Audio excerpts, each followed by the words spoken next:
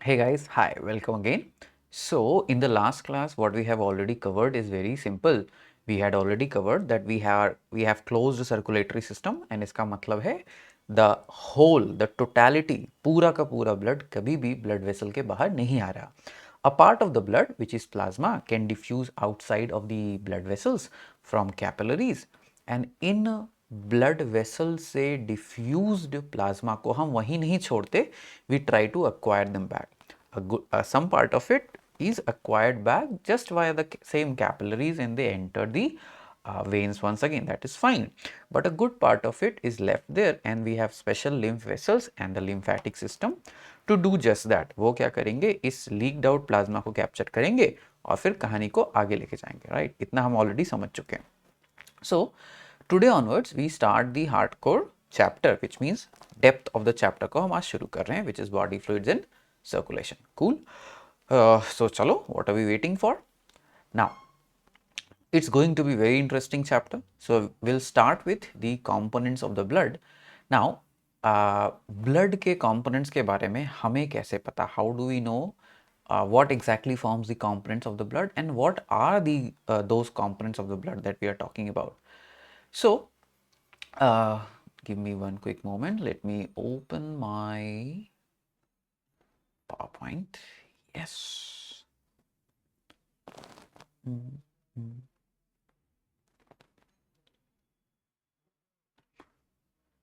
So, sorry. So, what are the components of the blood that we need to talk about? So, कैसे समझें कि blood के क्या components हैं? तो blood के components को समझने के लिए हमने एक centrifugation किया. What is centrifugation?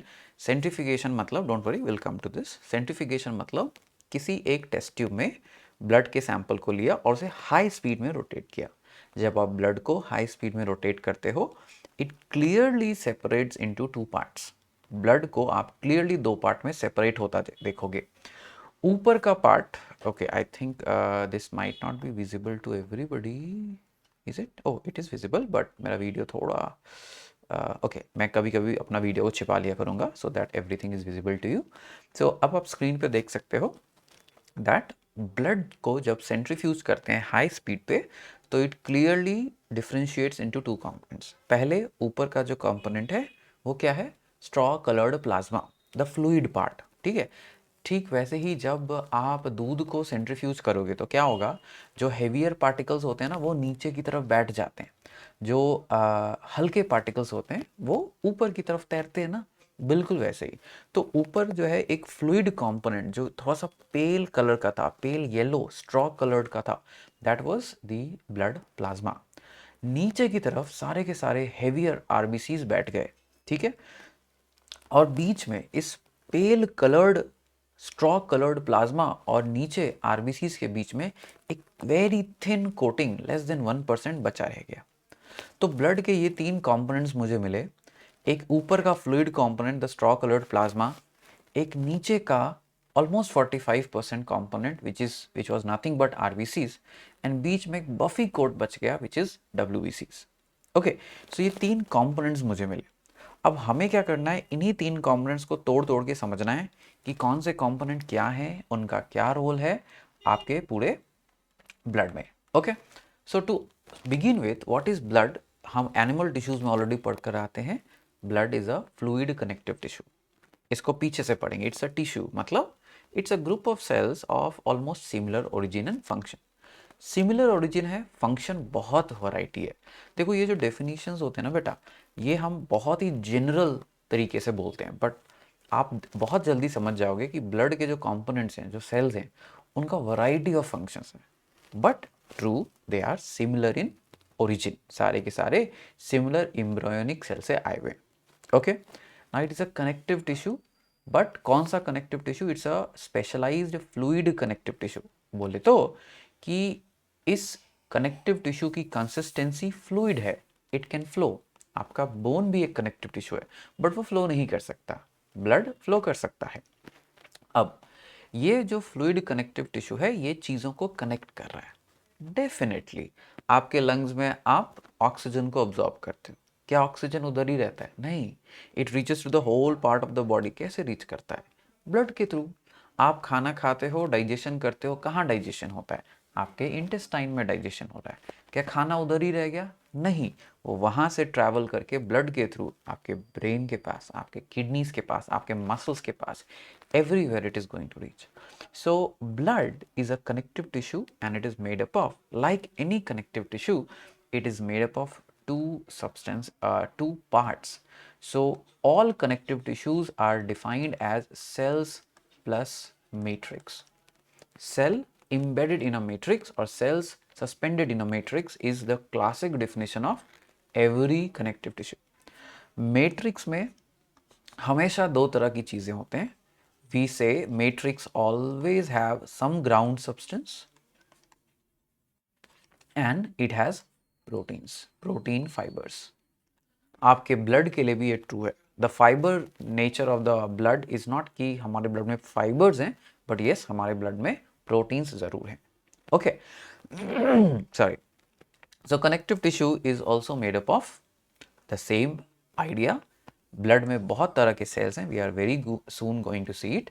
And it has got matrix which is fluid in nature.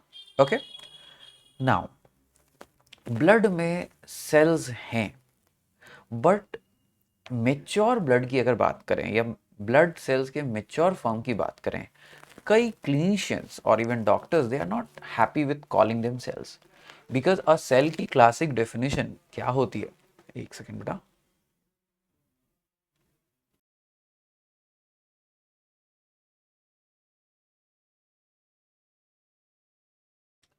सो या सो सेल की क्लासिक डेफिनेशन क्या है? प्लाज्मा मेम्ब्रेन होना चाहिए. हम यूकैरियोट्स हैं, यानी यूकैरियोट का न्यूक्लियस होना चाहिए. तो ये क्लासिक डेफिनेशन है किसी भी सेल का. बट क्या ब्लड के सारे सेल्स के पास ये कैरेक्टरिस्टिक्स हैं? क्या उनके पास न्यूक्लियस है? क्या उनके पास प्लाज्मा मेम्ब्रेन पूरा का पूरा सेल इंटैक्ट है? अभी हम बहुत जल्दी समझ जाएंगे ऐसा नहीं है. In fact out of the three major classes of blood cells, only the WBCs have nucleus. RBC के पास न्यूक्लियस नहीं होता, प्लेटलेट्स के पास न्यूक्लियस नहीं होता. This is the reason that not everybody is comfortable calling them cells. So इसको best हम क्या कह देते हैं? Best we can call them that they are formed elements. That means they have a form, but we are not comfortable calling them cells. अब healthy human में कितना blood है? Almost 5 litres. फीमेल्स में थोड़ा कम होता है, मेल्स में थोड़ा ज़्यादा होता है. And there is multiple reason. बहुत जल्दी हम देखेंगे दैट ब्लड सेल्स का formation is controlled by erythropoietin and other similar growth factors, and a good amount of erythropoietin stimulation happens due to testosterone. Male में टेस्टोस्टेरोन ज़्यादा होता है और अदर एंड्रोजन फीमेल में कम होता है. This leads to some difference of the blood in the males and females. दूसरा ये भी है कि females also lose the blood every month as a part of their menstrual cycle. So on average males में थोड़ा blood ज़्यादा होगा, females में थोड़ा blood कम होगा. Okay, so this is another idea about blood. Now blood का color कैसा है? Blood का color is red. Why? Because the majority of the blood, a good amount of the blood, not majority, 45% is RBC. RBC is nothing but, a mature RBC is nothing but a bag of red proteins called hemoglobin. That is why उसका colour red है. PH कितना होना चाहिए? Normal blood का pH 7.4 होना चाहिए. अब देखो, वी से नॉर्मल ब्लड का पीएच 7.4, इसका ये भी मतलब है कि blood tries to very tightly control this. ठीक है, ब्लड में हम जो हीमोग्लोबिन का कॉन्सेंट्रेशन है, या सिंपली सेड जो पीएच है, इसको हम बहुत टाइटली कंट्रोल करते हैं. कितना आरबीसी होगा, ब्लड का पीएच कितना होगा, इसको बहुत टाइटली कंट्रोल किया जाता है. थोड़ा सा भी वेरिएशन को बहुत ही जल्दी से, emergently, urgently and tightly, rigorously control किया जाता है. Okay, now what is the major purpose of the blood? Of course it acts as a transportation medium. हम ये ऑलरेडी समझ चुके हैं. blood is a fluid and multicellularity में fluids का काम है एक सेल टाइप से दूसरे सेल टाइप तक चीज़ों को पहुंचाना. आपकी पूरी की पूरी बॉडी प्रोड्यूस कर रही है urea as nitrogenous waste and ammonia, जिसको हम यूरिया में कन्वर्ट कर देते हैं. Not every cell is producing urea, many of them are producing ammonia, but ammonia को हम क्विकली यूरिया में कन्वर्ट कर देते हैं in liver by urea cycle. So पूरे बॉडी का nitrogenous waste is quickly converted and transported to kidneys, जहां urea को बाहर फेंकते हैं. Lungs is the tissue that absorbs oxygen. इस ऑक्सीजन को हम लेके पूरे बॉडी तक जाते हैं. आपका ब्रेन सिग्नल्स छोड़ता है. ये सिग्नल लार्जली हार्मोन्स न्यूरॉन से ट्रांसपोर्ट होते हैं, नॉट वाया ब्लड, बट कुछ हार्मोन्स भी छोड़ते हैं आपके ब्रेन के टिश्यूज. हम पढ़ेंगे बहुत जल्दी उनके बारे में, और उसको भी ट्रांसपोर्टेशन का काम आपके ब्लड है. But remember, hormones are not only release by glands situated in the brain. Hormones are released by a variety of glands distributed in a variety of places. Thyroid gland भी एक endocrine gland है जो hormone को produce करता है. So transportation, food का, protein का, hormone का, वेस्ट का, सब काम करने वाला ब्लड है. ठीक है, I hope this much is clear. Now we need to understand the components of the blood. पहले हमने देख लिया कि जब ब्लड को सेंट्रीफ्यूज किया तो हमें ऑलमोस्ट 55% ऑफ ब्लड में क्या मिला? ब्लड का प्लाज्मा. अब ये प्लाज्मा किस चीज़ों से बना हुआ है, तो अब हमें समझना है कंपोनेंट्स ऑफ द प्लाज्मा. फिर हम समझेंगे the formed elements which are RBCs, WBCs and platelets. Now let us start doing that. So हमारा plasma is the fluid component of the blood, and इस fluid component of the blood का एक major portion पानी ही है. And देखो, ये ज़रूरी भी है और फ़ायदेमंद भी. पानी की विस्कोसिटी बहुत कम होती है, यानी वो फ्लो आराम से कर सकता है. आप कुछ भी और पानी में डालोगे तो उसकी विस्कोसिटी इंक्रीज हो जाएगी, भले ही आप ग्लूकोज ही क्यों ना डालो. ग्लूकोज भी तो एक सॉल्यूट है ना बेटा. तो कोई भी चीज़ पानी में डालोगे तो उसकी विस्कोसिटी, उसका गाढ़ापन बढ़ जाएगा, और फिर उसकी फ्लो करने की कैपेसिटी घट जाएगी. हमें ये नहीं चाहिए. तो majority of the plasma is nothing but water. कितना? Almost 92%. Why? Many things are soluble in water and water is very easy to flow. ठीक है, आपके ब्लड को पूरे ब्लड वेसल्स के थ्रू फ्लो करना पड़ता है. जितना जल्दी आराम से वो फ्लो कर सके, कम गाढ़ेपन के साथ, उतना फायदेमंद है आपके लिए. दूसरा, बहुत सारी चीज़ें हैं जो पानी में ईजिली डिजॉल्व हो सकती हैं. Ions, carbohydrates, many proteins. तो अगर सॉल्युबिलिटी इजी है तो और भी अच्छी बात है ना, हमें कैरी करने के लिए ज़्यादा कुछ सोचना नहीं पड़ेगा. Okay, so majority of the plasma is water. What is the next thing that can be there in the blood plasma? Almost 7 to 8% आपके प्रोटीन्स होते हैं, 7% to be very precise. अब ये प्रोटीन्स हमारे ब्लड प्लाज्मा में क्यों हैं? देखो, मल्टीपल रीजंस हो सकते हैं. पहला रीज़न तो कैरियर्स. ठीक है, आपके बॉडी के ब्लड का एक मेजर काम क्या है? चीज़ों को कैरी करना एक जगह से दूसरे जगह. अब प्रोटीन्स बहुत सारी चीज़ों को कैरी करने में मदद करते हैं. एक एग्जांपल देते हैं. देखो, आपको पता है आयरन इज़ वेरी इंपॉर्टेंट, है ना. हीमोग्लोबिन में आयरन है ना. तो क्या हम आयरन को एज एन आयन कैरी कर सकते हैं? No. Iron at high concentrations is significantly damaging. Why? It's a metal, right? Metal easily can lose electrons, and जो इलेक्ट्रॉन लूज कर सकता है वो किसी भी चीज़ को रिड्यूस कर देगा, है ना. Metals are good reducing agents. We don't want that happening. So several metal ions can be dangerous at higher concentration, so we carry them with proteins. ठीक है. सो वेरी ऑफ्टन क्या होता है, आपका जो ये प्रोटीन्स होते हैं ये ट्रांसपोर्ट एजेंट्स की तरह काम करते हैं. सो आयरन को ट्रांसफर करने के लिए ट्रांसफेरिन एक प्रोटीन है जो कैरी कर रहा है. कई सारे आपके हार्मोन्स जो केमिकल मैसेंजर्स होते हैं वो भी फैट बेस्ड हैं.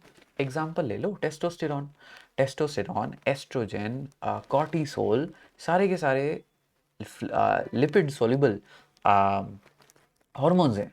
अगर लिपिड सोल्यूबल हार्मोन है तो 90 to 92% वाले वाटर बेस्ड प्लाज्मा में कैसे कैरी होंगे? नहीं होंगे. इसको अगर मुझे कैरी करना है तो एक ही तरीका है कि मुझे कोई प्रोटीन चाहिए. उस प्रोटीन के अंदर मैं अपना हार्मोन को छिपा दूंगा, और प्रोटीन बाहर से कैसा होगा? हाइड्रोफिलिक. हाइड्रोफिलिक बोले तो वाटर लविंग.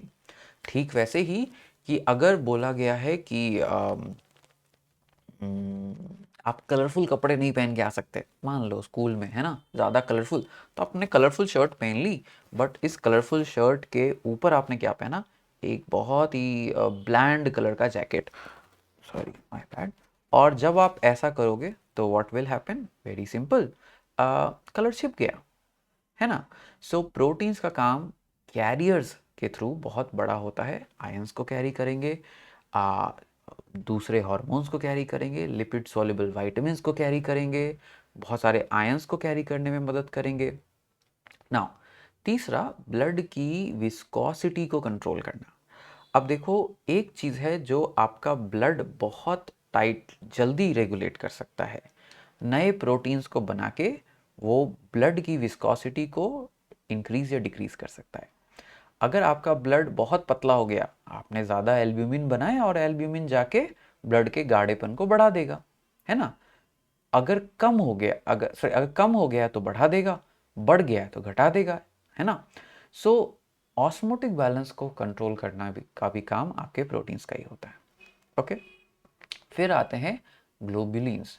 ग्लोबुलिन्स का बेटा डुअल रोल है। ग्लोबुलिन्स आर यूजुअली एंटीबॉडीज, जो डिफरेंट तरह के एंटीबॉडीज होते हैं जो आपके बॉडी को प्रोटेक्शन देते हैं, वो काम ग्लोबुलिन्स करती हैं। But they are also very good transporting agents, that means वो चीज़ों को ट्रांसपोर्ट करने में भी आपकी बॉडी की बहुत बहुत बड़ी हेल्प करने वाले हैं।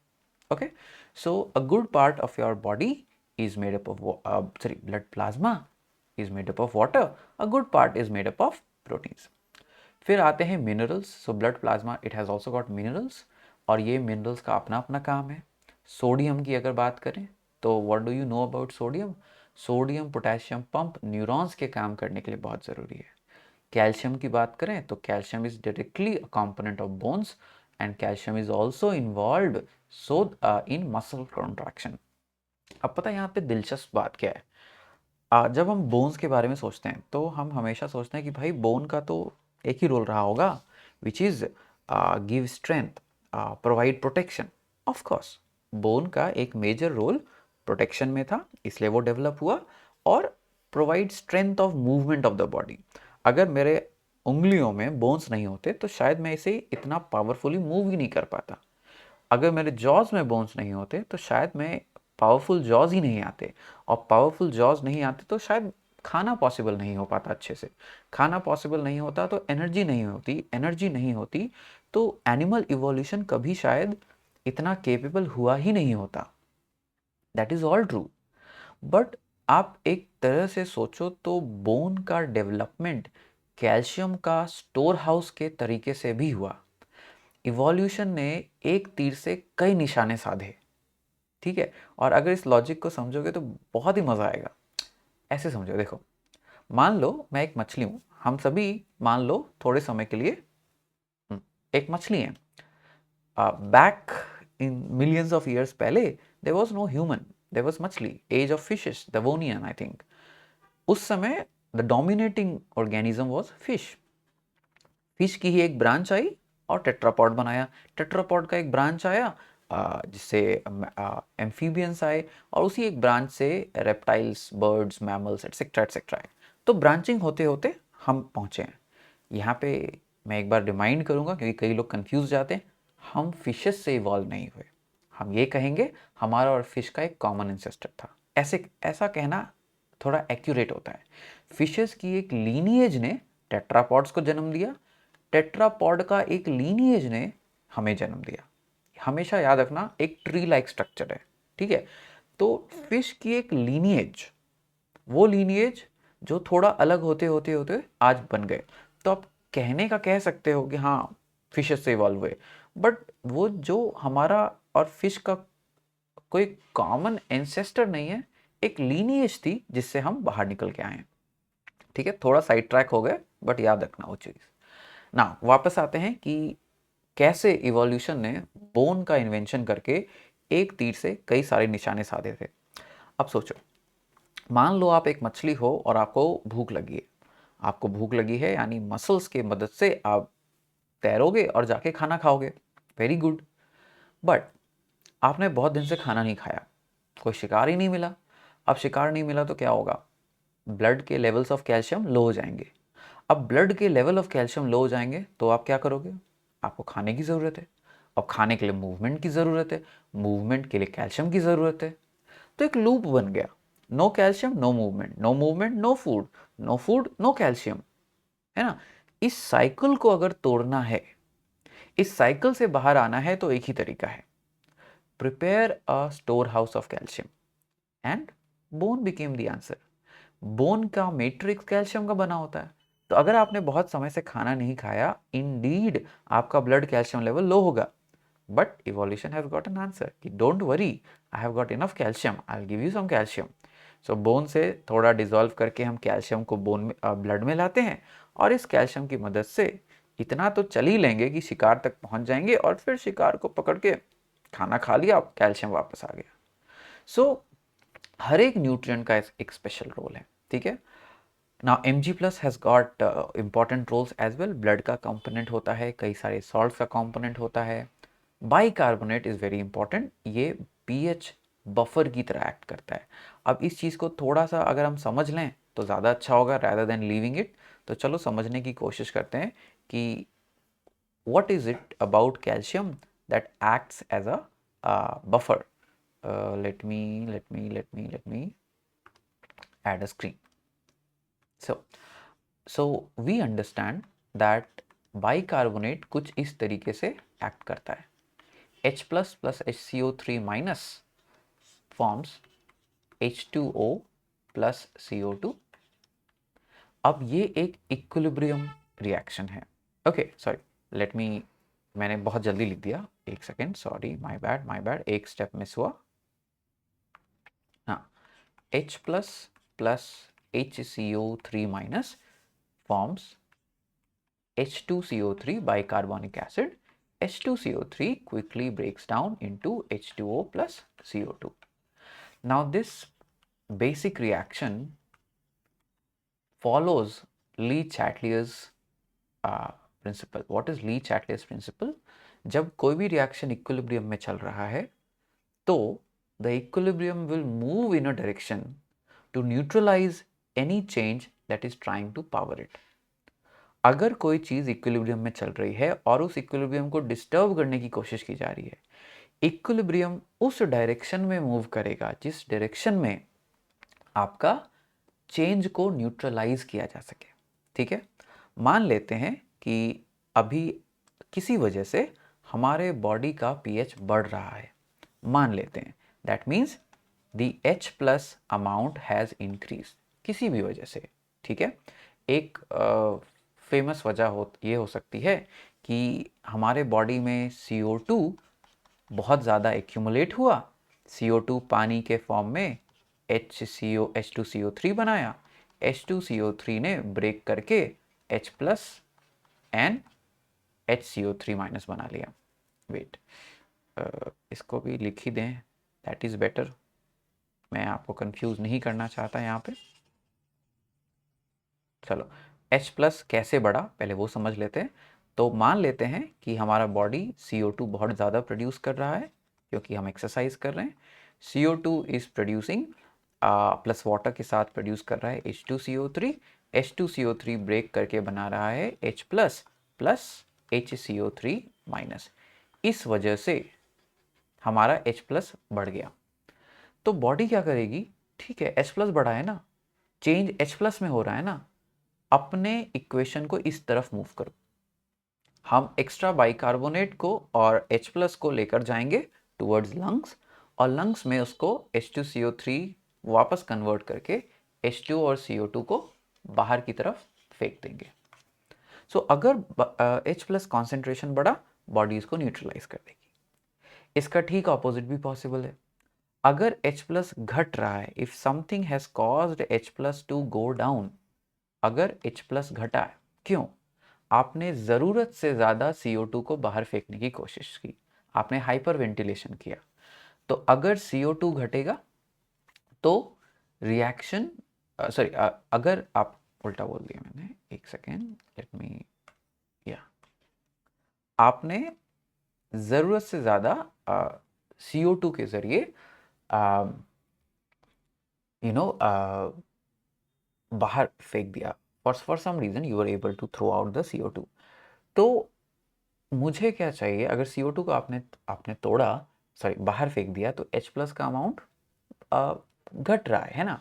अगर आप इस डायरेक्शन में इक्वेशन को लेकर जा रहे हो, अगर आप CO2 को एक्स्ट्रा बाहर फेंक रहे हो, तो ब्लड का pH can decrease, sorry increase. तो हम क्या करेंगे, इस रिएक्शन को उल्टा लेकर जाएंगे, ठीक है, और ज़्यादा से ज़्यादा CO2 को ब्रेक वाटर के साथ मिला के H+ का फॉर्म करने की कोशिश करेंगे। So that is why bicarbonate acts as a buffer. आपने H+ इंक्रीज किया, हम उसे फेंक देंगे। अगर आपने H+ डिक्रीज किया, तो हम H+ एक्स्ट्रा प्रोड्यूस करके ब्लड के pH को मेंटेन करने की कोशिश करेंगे। सो दैट इज़ वाई हर एक मिनरल का कुछ ना कुछ इंपॉर्टेंट रोल है। अब nutrients, of course glucose, amino acids, lipids, ये सारे के सारे न्यूट्रिएंट्स हैं जो आपके खाने में आप कंज्यूम करते हो और उसे फिर इस्तेमाल भी करना चाहते हो। बाउंड टू प्रोटीन्स, प्रोटीन से बाइंड होके आपका आप इसे इस्तेमाल करना, ट्रांसपोर्ट करते हो लिपिड्स को, है ना।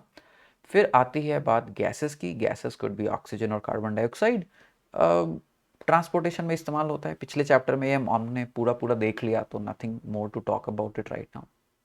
अदर्स, कुछ ऐसी चीज़ें भी हैं जैसे इनएक्टिवेटेड क्लॉटिंग फैक्टर्स। हम नहीं चाहते कि अगर कोई डैमेज हो जाए ब्लड वेसल में, तो एंडलेसली ब्लड फ्लो करके हमारा ब्लड का लॉस हो जाए। सो क्लॉटिंग फैक्टर्स भी होते हैं हमारे ब्लड में, सो दैट अगर किसी वजह से ब्लड वेसल में इंजरी हुई है, तुरंत उसे हील करके बॉडी को वापस से नॉर्मल स्टेट में दे दो। इन्हीं क्लॉटिंग फैक्टर्स को जब हटा लेते हैं आप ब्लड प्लाज्मा से, then we start calling it serum. And serum, blood serum can not clot. क्यों? आपने क्लॉटिंग फैक्टर्स हटा लिए, ठीक। सो ब्लड प्लाज्मा के बहुत सारे रोल्स हैं, and it is a career for most of the things. Okay, so अगली क्लास में will start talking about the blood cells, RBCs, WBCs and platelets. एक एक करके इन तीनों का मतलब समझेंगे। What are the individual goals, क्या फंक्शन है उनके, ये सारी चीज़ों को समझने की कोशिश करेंगे, ठीक है। तब तक के लिए टेक केयर, बाय बाय।